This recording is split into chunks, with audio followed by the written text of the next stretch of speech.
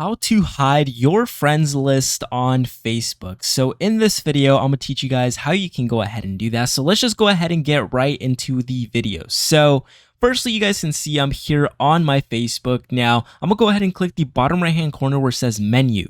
I'm gonna get brought up to this page right here. Now I'm gonna make my way down to settings and privacy. And once I'm here, I'm gonna go ahead and click on settings.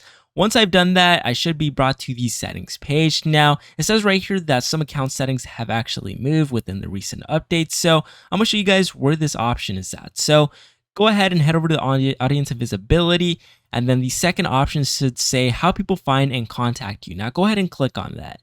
Once you're here, it should give you some more options. Now, the second option should say who can see your friends list. So just go ahead and click on it. Now here, you'll be able to hide your friends list, maybe actually share it to specific people, or maybe you can make it public.